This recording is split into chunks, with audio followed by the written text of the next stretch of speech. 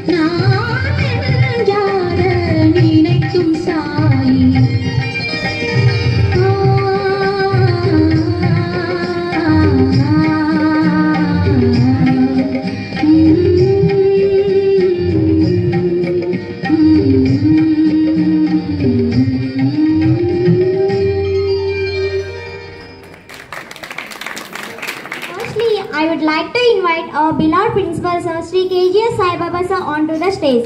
Please welcome sir.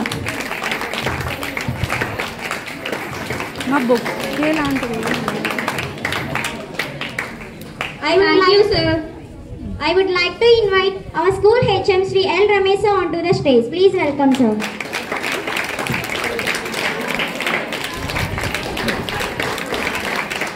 Thank you, sir, for your presence.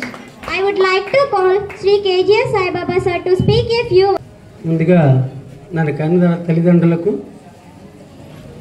గురువర్యులకు ప్రత్యేకించి భగవాన్ శ్రీ సత్యసాయిబాబా వారి పాదపద్మములకు శతకోటి నమస్కారాలు చేస్తూ విచ్చేసిన తల్లిదండ్రులకు నమస్కారం, పిల్లలందరికీ ఆశీస్సులు.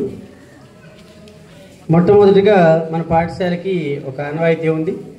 వెళ్ళిపోయే 10th క్లాస్ కంప్లీట్ అయ్యి వెళ్ళిపోయే పిల్లలందరూ కూడా కలిసి ఏదో ఒకటి పాఠశాల గిఫ్ట్ ఇవ్వాల్సిన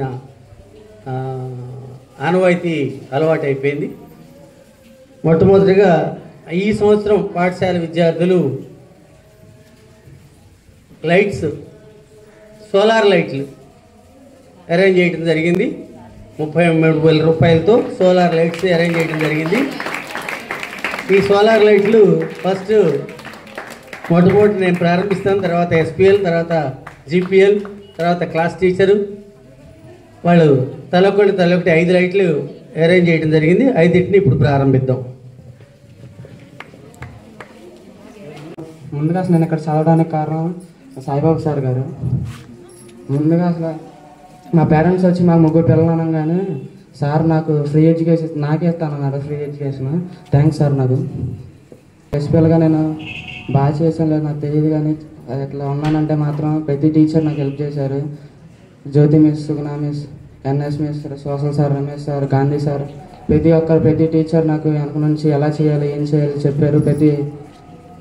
ప్రతి ప్రోగ్రాంలోనూ వాళ్ళు అనుకుంటే నన్ను ముందు నుంచోబెట్టి నడిపించారు మొత్తం. Thanks sir, thanks all teachers. ముందు అసలు ఇక్కడ నేను చదువుకోవాలంటే సార్ నాకు ముందు ఇచ్చారు కాబట్టి నాకు సార్ దేవుడితో సమానం.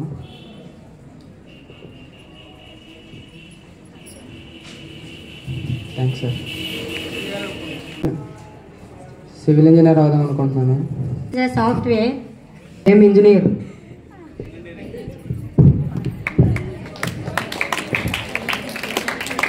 టీచర్. Thank you teacher. నా గోల్ వచ్చేసి software. Always engineer. Thank you. Principal sir, teachers and all my dear friends, great evening to everyone. నా పేరు జాస్మిన్. నేను ఇప్పుడు 10th క్లాస్ చదువుతున్నాను. నేను LKG నుంచి ఇక్కడే చదువుతున్నాను. టీచర్స్ అందరూ మాతో చాలా ఫ్రెండ్లీగా ఉంటారు. టీచర్స్ అందరూ లెసన్స్ బాగా చెప్తారు. లెసన్ టెక్స్ట్ బుక్లోని పాఠాల కంటే మోరల్ వాల్యూస్ ఎక్కువ చెప్తారు. ఎవరితో ఎలా ఉండాలో, బిహేవియర్ ఎలా ఉంచుకోవాలో, డిసిప్లిన్గా ఎలా ఉండాలో, అందరితో మంచిగా ఎలా ఉండుకోవాలో చెప్తారు. లెసన్స్లోని పాఠాల కంటే జీవితం పాఠాలే ఎక్కువగా చెప్తారు. స్కూల్లో ఉన్న ఇంట్లో ఉన్న ఒకటేలా అనిపిస్తుంది. My goal is doctor. Thank you. నా గోల్ వచ్చేసి ఇంజనీర్. Thank you. నీట్లో ర్యాంక్ తెచ్చుకుని డాక్టర్ అవ్వాలని కోరికతో కృషి చేస్తాను. Thank you. చాలా వరకు సపోర్ట్ చేశారు, చదవాలి, ఆబ్సెంట్ అయినా కానీ చదవాలి అని. మేబీ ఆ కృషి వల్లేనేమో నేను ఇప్పుడు మ్యాక్సిమం అన్ని సబ్జెక్ట్స్లో ఎక్కువ స్కోర్ చేశాను. పేరెంట్స్ని మిస్ అయ్యాము అన్న ఫీలింగ్ ఉండేది కాదు. కానీ సార్ ఉన్నారు, పేరెంట్స్లో చూసుకుంటారు, అది చాలు. ఉన్న 24 అవర్స్లో 20 అవర్స్ మేము స్కూల్లోనే ఉన్నా కానీ ఇంటి దగ్గర పేరెంట్స్ ఉన్నారు, వాళ్ళు మమ్మల్ని మిస్ అవుతారు అనేది ఏమీ ఉండేది కాదు. సారు, అన్నయ్య, మ్యామ్, భవానీ మిస్, టీచర్స్. ఇప్పుడు ఎగ్జామ్స్లో టీచర్స్ వచ్చారు. రోజు వీళ్ళతోనే ఇంకా మ్యాక్సిమం ఒక 5 or 6 అవర్స్ ఇంట్లో ఉంటామేమో, మిగిలినంతా స్కూల్లోనే. అట్లాంటి స్కూల్ని ఒక్క రోజులో ఎండ్ అయిపోతుందని మార్నింగ్ కూడా చాలా ఫీల్ అయ్యాము. కానీ తప్పదు, ప్రతి దానికి ఒక ఎండింగ్ పాయింట్ ఉండేటట్టు స్కూల్కి కూడా ఎండింగ్ పాయింట్ ఉంది. My aim is classical dancer. Thank you. My aim is engineer. నా ఏం వచ్చేసి doctor. Thank you. My aim is software. My ఏమ్ ఈజ్ డాక్టర్. నా ఏమ్ ఇస్ డాక్టర్. అందరూ డాక్టర్లు అయితే ఏం చేద్దాం, మేమందరం కూడా అక్కడికి వెళ్ళాలి పేషెంట్లుగా. నెక్స్ట్ ఇంకెవరున్నారు?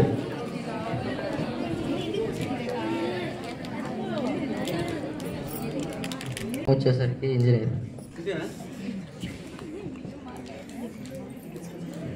మాట్లాడాలంటే భయం. మరి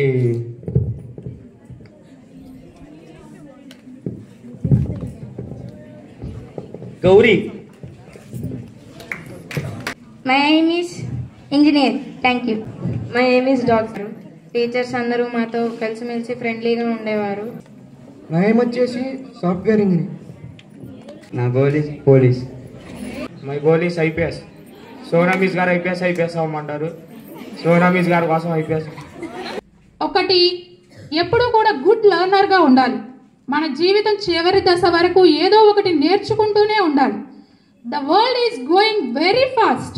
the world is running towards the technology, what not, everything. ప్రపంచం మొత్తం ముందడుగు వేస్తోంది, ఎటో పరుగులు తీస్తుంది. So don't sit like a sleeping bird or sleeping animal. Try to run with that world. ఒక మొద్దు మారిపోయినలాగా, ఒక డెడ్లీ బర్డ్స్ లాగా, డెడ్లీ యానిమల్స్ లాగా don't sit like that. You have a very strong power. మీకు చాలా శక్తి ఉంది. సో ఆ వరల్డ్తో పోటీ పడేలాగా రన్ చేయడానికి ప్రయత్నించండి. And you have to create a history. చరిత్రలో మన కోసం ఒక పేజీ ఉండేలాగా కృషి చేయండి. అందరూ సక్సెస్ అయినా అవ్వకపోయినా, ఏ ఒక్కరు సక్సెస్ అయినా ఒక గ్రేట్ పొజిషన్లో, and every teacher want to see their children, their students in a great position, not only in a career but also in a character also. So everyone should build a good character, respect your parents and follow your parents' word. ఆడపిల్లలు చాలా ధైర్యంగా ఉండాలి. Principal sir గారికి నేను చాలా ధన్యవాదాలు చెప్పుకుంటున్నాను. మా పాప గురించి నేను చాలా ప్రాబ్లమ్స్ ఫేస్ చేశాను. తన్ని చాలా బాగా మోటివేషన్ చేశారు. అలాగే టీచర్స్ కూడా. ఇలాంటి స్కూల్ని నేను ఎక్కడా చూడలేదు. నేను ఒక స్కూల్లో టీచర్. కానీ ఏ విధంగా ఎన్ని ప్రాబ్లమ్స్ వచ్చినా టీచర్స్, ప్రిన్సిపల్ సార్, హెచ్ఎం గారు అందరు గైడెన్స్ ఇస్తున్నారు పిల్లలకి. ఆ గైడెన్స్ అనేది ఎక్కువగా వేరే స్కూల్స్ అనేది ఉండదు. ఇంత మంచి గైడెన్స్ అనేది నేను ఎక్కడా చూడలేదు. ఈవెన్ మేము కూడా అంత మంచిగా గైడెన్స్ అనేది, అంటే అంత ఎఫెక్షన్గా ఉండలేము ఇక్కడ చూసినట్టు. మీరందరూ మంచి పొజిషన్లో ఉండాలని కోరుకుంటున్నాను. Thank you. Respected Principal Sir and my dear staff members, lovely children. 37 మెంబర్స్లో ఒక మెంబర్ మిస్ అయినప్పటికీ కూడా 36 మెంబర్స్ కూడా ఆనిముచ్చాలి. మంచిగా మా దగ్గర నుంచి వెళ్ళిపోయి ఎలా అయితే వెళ్ళారో బయట ప్రపంచంలో కూడా మీరు అలాగే ఉండాలని చెప్పి మనస్ఫూర్తిగా కోరుకుంటున్నామమ్మా. All the best for your future. ఈ బ్యాచ్ ఇలా ఉంటుంది అనేటువంటి దాన్ని వాళ్ళు మేము ఇలా ఉండము, మా బ్యాచ్ ఏంటిదో రేపు రిజల్ట్ అప్పుడు మేము చూపిస్తాము అనేటువంటి దాని కసి మీద చదివారు. ఆ రిజల్ట్ అనేటువంటి రేపు వస్తుంది. ఖచ్చితంగా మేము అనుకున్నటువంటి రిజల్ట్ అనేది వస్తుంది. ముఖ్యంగా సార్ గారికి ధన్యవాదాలు. ఎందుకంటే చాలా స్కూల్స్లో మేనేజ్మెంట్ వాళ్ళ నిర్ణయం తీసుకొని ఇది అమలుపరచని చెప్తూ ఉంటారు. నేను కూడా ఇక్కడ రాకముందు కార్పొరేట్ కాలేజీలో పనిచేశాను. సో అక్కడ నాకు ఆ విధానం నచ్చకే నేను బయటకు వచ్చేసినప్పుడు సార్ గారు అప్పుడే మాకు పరిచయం. అడ్మిషన్ చేసే టైంలో కాలేజీలో సార్ గారు మాకు అప్పుడు పరిచయం ఉన్నారు అంతకుముందు. సో అప్పుడు సార్ గారు నేను ఇలా బయటకు వచ్చినప్పుడు కూడా సార్ గారు వెంటనే మా దగ్గరికి వచ్చేయండి మాకు కావాలని చెప్పేసి అన్నప్పుడు ఆ రోజు రావడం నేను ఈ రోజు వరకు కూడా దాదాపుగా ఒక 12 సంవత్సరాల నుంచి కూడా ఇక్కడే పనిచేయడం జరుగుతూ ఉంది. మరి ఇంత లాంగ్ టైం పనిచేయడం అనేది చాలా స్కూల్లో చాలా తక్కువ. టీచర్స్ నేనే కాదు చాలామంది మాతో పనిచేసే వాళ్ళందరం కూడా దాదాపుగా ఓ 10 సంవత్సరాల పైనే వర్క్ చేస్తూ ఉన్నారు. మరి అంత లాంగ్ టైం పనిచేస్తున్నామంటే మరి ఇక్కడ మేనేజ్మెంట్ చూపించే విధానం, మా పైన వాళ్ళు చూపించే ఎఫెక్షన్ కానివ్వండి, గౌరవం కానివ్వండి, అవన్నీ కూడా మాకు ఇక్కడ పనిచేయడానికి దోహదపడుతూ ఉంటాయి. అట్లాగే పిల్లల విషయానికి వస్తే మరి చాలామంది పేరెంట్స్కి మా మీద కోపం ఉండొచ్చు, ముఖ్యంగా రమేష్ సార్ గారి మీద కూడా కోపం ఉండొచ్చు. కొంతమందికి వాళ్ళ పిల్లల విషయంలో వాళ్ళతో మేము చాలా కటువుగా మాట్లాడాం కూడా. ముఖ్యంగా చెప్పాలంటే ఇలియాజ్ భాష వాళ్ళ అమ్మగారిని మరి మేమే ఒక రకంగా మాట్లాడారు, మీరే మీ బాబుని పాడు చేస్తున్నారు. ఎందుకన్నానంటే వాడు చిన్నదానికి పెద్దదానికి కూడా మానేస్తూ ఉంటాడు, మానేయటం వాళ్ళ అమ్మగారు ఫోన్ చేయటం. ఎట్లా ఉంటుందంటే మాకు వాడు రోడ్డు మీద మాకు కనిపిస్తాడు, స్కూల్కి వచ్చినాక రాలేదు ఏంటంటే వాళ్ళ అమ్మగారికి ఫోన్ చేస్తే ఏదో చెప్తారు, కడుపులు నొప్పండి, ఏదో హాస్పిటల్కి వెళ్ళి చెప్తూ ఉంటారు. మాకేమో వాడేమో ఎదురుపడ్డాడు రోడ్డు మీద, వాళ్ళ అమ్మగారు ఇలా చెప్పారు. సో ఇది ఎలా ఉంటుందంటే ఈ రోజుల్లో తల్లి ప్రేమ అలా అయిపోతుంది మనకి. పిల్లల్ని కాదనలేము, పిల్లల్ని మరి మనం అలా చెప్తే మరి మన పిల్లల్ని ఏమైనా అంటారేమో, వాడేమన్నా. సో అలాంటి పరిస్థితుల్లో ఆమెని నేను తప్పట్లేదు కానీ అలా అనబట్టే ఆవిడ మరి ఆవిడ మానేసినా సరే మళ్ళీ తీసుకొచ్చి ఆవిడ మరి ఎట్లా మరి 10th క్లాస్ వరకు రాయించారు. మధ్యలో వాడు నేను చదవనని చెప్పి చాలా పట్టుబట్టి చాలా ఇబ్బంది పెట్టాడు వాళ్ళని. అప్పుడు కూడా చివరి మూమెంట్లో ఆవిడ రాకోకుండా వాళ్ళ అక్కగారు చెల్లిగారు ఇంకా వేరే వాళ్ళు ఫయాజ్ భాష వాళ్ళు వచ్చారు. సార్ గారు పైన ఉన్నారు, వద్దని చెప్పేశారు. సో ఫయాజ్ భాష వాళ్ళ అమ్మగారు కింద నుంచున్నారు. ఏం చేయం సార్ అన్నారు. ఏమ్మా మీరు మీ పిల్లాడు తీసుకొచ్చారు, బాగానే ఉంది, వాడు చదవని అంటున్నాడు, వాడు 4 దెబ్బలు కొట్టి మా ముందు ఎందుకు చదవరని ఇక్కడ పడేసి మీరు వెళ్ళిపోతే మేము వాడికి చదివి చెప్పి ఎట్ట కూడా మేము లైన్లో పెట్టుకుంటామంటే అప్పుడు వాడు సార్ గారి దగ్గర పైకి వెళ్ళి సార్ వాడు ఎలాగైనా చదివించని చెప్పి సార్ గారితో మాట్లాడు. ఆ రోజు వాడు ఆగిపోయాడు ఇక్కడ. ఈ రోజు 10th క్లాస్ ఎగ్జామ్స్ రాసి మంచిగా మార్కులు వస్తాయని చెప్పి చెప్పాడు. వాడు మామూలు ఆర్డినరీ మార్కులు కూడా కాదు, చాలా మంచి మార్కులు చెప్పాడు మాకు. కాబట్టి పేరెంట్స్ మరి సార్ గారు ఇలా మాట్లాడతారు, అలా మాట్లాడతారు, మేము అలా మాట్లాడపోతే మీ పిల్లలకి ఇంకా లీనియన్సీ వస్తుంది, మీరు ఇంకా వాళ్ళని వెనకేసుకొస్తారు, మీ పిల్లలు మధ్యలోనే డ్రాప్ అయిపోతారు, 10th క్లాస్ ఎగ్జామ్ వరకు కూడా రారు. కాబట్టి ఇది ఒక సంఘటన. ఇలా చాలా పిల్లలు ఉన్నారు, ఇలాగ మన స్కూల్లో అనేక మంది పిల్లలు ఉన్నారు. వాళ్ళు చేసే తప్పుల్ని కొన్ని విషయాలు మీ దగ్గర తీసుకొస్తాం, కొన్ని తీసుకురాం. యాజ్ ఏ టీచర్స్గా మీకంటే ఎక్కువ బాధ్యత తీసుకొని వాళ్ళ తప్పుల్ని ఇక్కడే సరి చేస్తూ ఉంటాం. చాలా విషయాలు మీకు తెలియవు. సో అవన్నీ కూడా దృష్టిలో పెట్టుకొని ఒక్కోసారి పిల్లలకు కూడా కోపం ఉంటుంది మా మీద. ఇందాక చెప్పారు సార్ గారు ఏదో చిన్న డైలాగ్, అయినా కూడా మేము దాన్ని సీరియస్గా ఎప్పుడు తీసుకోం. ఎందుకంటే పిల్లవాడికి ఆ టైంలో అది అనిపించింది, సార్ గారు ఏదో కొట్టారు, తిట్టారు అని చెప్పేసి వాడికి ఏమంటాం రోషం వచ్చింది, కోపం వచ్చింది, ఏదో డైలాగ్ వేసాడు అంతే. ఇలాంటివి కూడా మేము ఏంటంటే ఒక మెమరబుల్ ఇన్సిడెంట్స్గా అనుకుంటాం, అంతేగాని పిల్లల్ని అది గుర్తుపెట్టుకోవడం, వాళ్ళని ఏంటి పరిస్థితిని ఆలోచించే టైం కూడా మాకు ఉండదు. వీళ్ళందరూ కూడా మా పిల్లల్లాగానే మేము ఫీల్ అవుతూ ఉంటాం. ఇక్కడ చదువుకునే పిల్లలు ఇప్పుడు 10th క్లాస్ పిల్లలే ఉన్నారు. చాలామంది చాలా రకాల బిహేవియర్స్ ఉన్నాయి ఇక్కడ మనకి. అందరూ కూడా ఒకే బిహేవియర్లో లేరు. చదువు విషయం పక్కన పెడితే కూడా వాళ్ళ బిహేవియర్లోనే తేడాలు ఉన్నాయి. దానికి కారణం తల్లిదండ్రులు కూడా అవుతూ ఉన్నారు. ఇంటి దగ్గర పరిస్థితులు, తల్లిదండ్రుల బిహేవియర్ని చూసి వాళ్ళు కూడా అలాంటి బిహేవియర్ నేర్చుకుంటూ ఉన్నారు. ఎప్పుడైతే మన పిల్లలకి మనం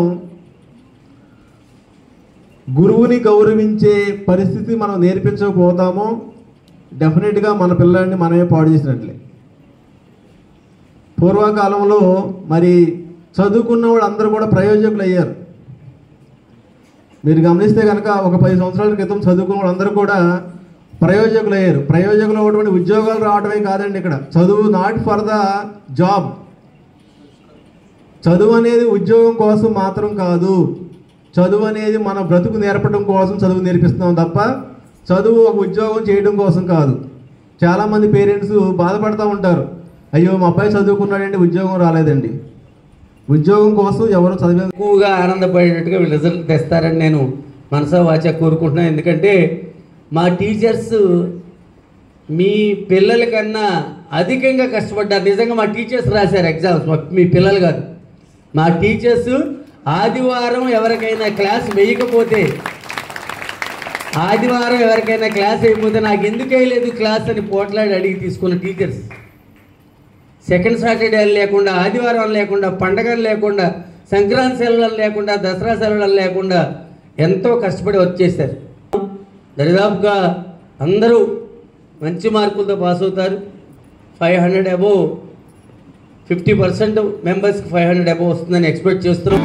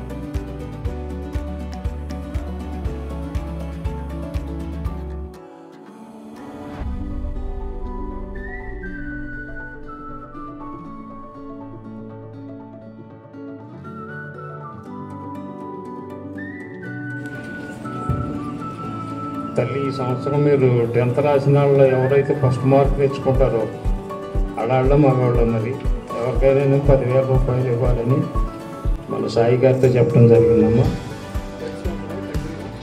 నేను ప్రతి సంవత్సరం ఇస్తా తల్లి, మరి మీరు ఎవరు బాగా చదువుకుంటే అడు.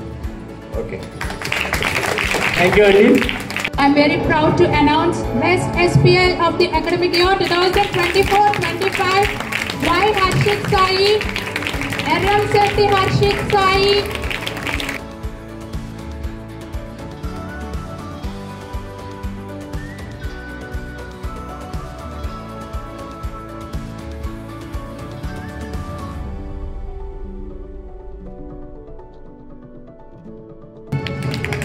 Best GPI Kusuma Priya.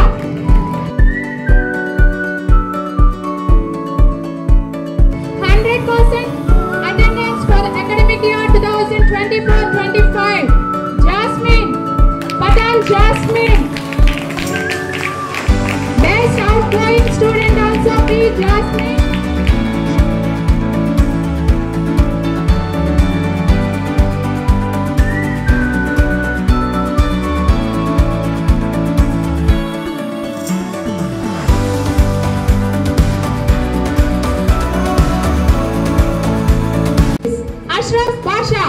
Sheikh Ashraf Pasha, please come on to the dais.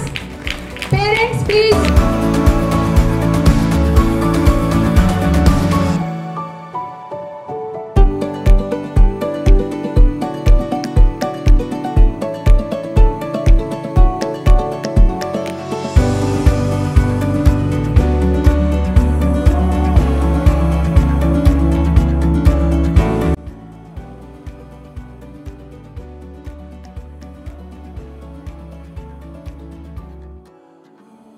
Student for this academic year 2024-25, you Santosh Kumar.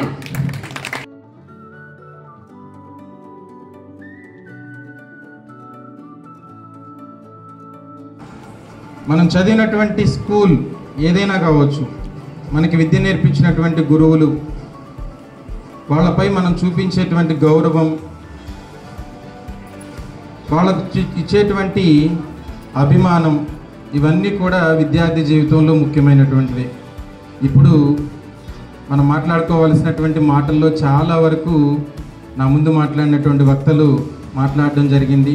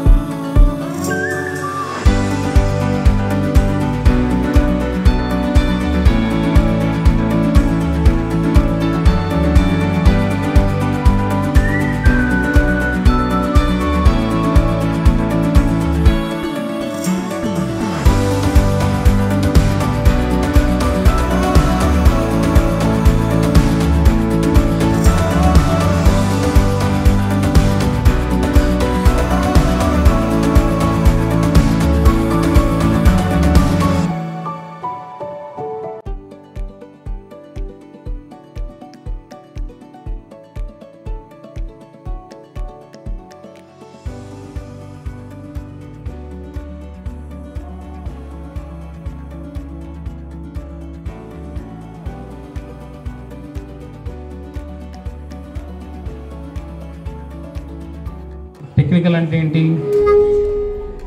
Technical education. ఈ టెక్నికల్ ఎడ్యుకేషన్లో మనకి పరిశ్రమలకు సంబంధించినవన్నీ కూడా నేర్పుతారు. ఇప్పుడు ఫర్ ఎగ్జాంపుల్ ఎలక్ట్రికల్లో మనకి ఇంట్లో కరెంటు పోయింది, సడన్గా కరెంటు పోతే ఏం చేస్తాం మనం?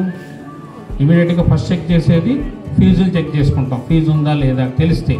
అది తెలియకపోతే ఏం చేస్తారు? ఎలక్ట్రీషియన్ ఫోన్ చేస్తారు, ఎలక్ట్రీషియన్ రావాలి, అతను బిజీగా ఉంటాడు, ఎక్కడో ఉంటాడు, బిజీగా ఉంటాడు, రాడు, గంట 2 గంటలు ఉంటుంది, అప్పటిదాకా కరెంట్ లేకుండా ఉండాలి మనం. అందువల్ల ఏం చేస్తాం మనం? ఇమీడియట్గా ఇట్లాంటి కోర్సులు కనుక నేర్చుకుంటే మన ఇంట్లో మనం ఇమీడియట్గా ఏదైనా చిన్న ప్రాబ్లం రెక్టిఫై చేసేసుకోవచ్చు. ఏదైనా చిన్న మోటార్ ట్రిప్ అయిపోతుంది అంటే ఎంసీబీ ఉంటుంది, అది పడిపోతుంది, ఇవన్నీ కూడా మనకు తెలియాలి. ఇట్లాంటి టెక్నికల్ కోర్సెస్ ఉన్నవి పాలిటెక్నిక్ అంటారు. పాలిటెక్నిక్ రకరకాల టెక్నిక్స్, అందులో మెకానికల్ ఉంటుంది, ఎలక్ట్రికల్, కంప్యూటర్స్, ఈసీఈ ఇలాంటివన్నీ కోర్సులు ఉంటాయి. ఇవేంటంటే ఆఫ్టర్ 10th. ఇప్పుడు మీరందరూ ఫర్ ఎగ్జాంపుల్ ఇంటర్కి వెళ్ళారనుకుందాం. ఇంటర్లో 2 ఏళ్ల పాటు చదువుతారు మీరు. ఇంటర్ 2 years ఉంటుంది, ఫస్ట్ ఇయర్, సెకండ్ ఇయర్. ఆ తర్వాత ఇంజనీరింగ్కి వెళ్ళాలంటే ఏంటి? 4 years ఇంజనీరింగ్ కోర్స్, అవునా? 4 ఏళ్ళు ఇంజనీరింగ్ చదవాలి. మొత్తం ఎన్నేళ్ళు అయింది చదువు? ఇంజనీరింగ్ అయ్యేసరికి 6 ఏళ్ళు అవుతుంది. అదే ఇప్పుడు పాలిటెక్నిక్ కోర్స్ కూడా 10th నుంచి స్టార్ట్ అవుతుంది. 10th అయిపోయిన వెంటనే ఇప్పుడు రేపటి నుంచి మనకి 10th అయిపోయింది కాబట్టి 30వ తారీఖు పాలిసెట్ ఎగ్జామ్ ఉంది. ఆ ఎగ్జామ్కి మీరందరూ ప్రిపేర్ అవ్వాలి. ఆ ఎగ్జామ్లో ఏముంటాయి? ఓన్లీ మల్టిపుల్ చాయిస్, మనకి 120 క్వశ్చన్స్ ఉంటాయి. ఫిజిక్స్, కెమిస్ట్రీ, మ్యాథ్స్, ఈ 3 సబ్జెక్టులే, మిగతా ఏమి ఉండవు. ఈ 3 సబ్జెక్టుల మీద మల్టిపుల్ చాయిస్ ABCDలు ఇస్తారు, అది రాసుకుంటూ రావాలి. అదే కాంపిటేటివ్ ఎగ్జామ్. ఒక కాంపిటేటివ్ ఎగ్జామ్ ఎట్లా రాయాలనేది మీకు 10th బేస్ నుంచి కూడా రెడీ అవుతుంది పాలిసెట్ రాస్తే. ఆ తర్వాత ఈ ఎగ్జామ్ రాసిన తర్వాత ఒక ర్యాంక్ వచ్చింది అనుకోండి, అప్పుడు మీరు పాలిటెక్నిక్లో చేరే అవకాశం ఉంటుంది. ఈ పాలిటెక్నిక్లో చేరటం వలన ఈ పాలిటెక్నిక్ కోర్సు 3 ఏళ్ళు, 3 years. ఆ 3 years అవ్వగానే ఇప్పుడు ఏంటంటే లేటెస్ట్ ట్రెండ్, ఇప్పుడు మాకు జరుగుతున్న టెక్నికల్ ఎడ్యుకేషన్ ఈ పాలిటెక్నిక్స్లో 100% ప్లేస్మెంట్స్ ఉన్నాయి.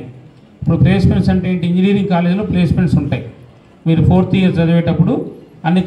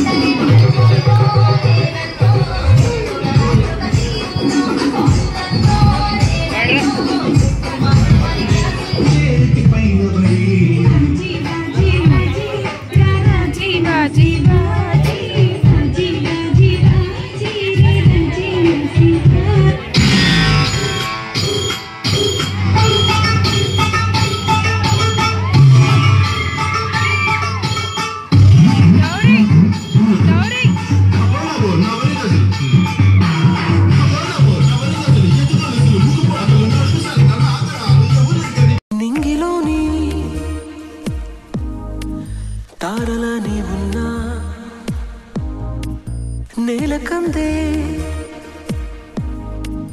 దారులే చూస్తున్నా, ఎదురుగా నేనున్నా, ఎరగవు కాస్తైనా, ఒక మనసు తపన చూసైనా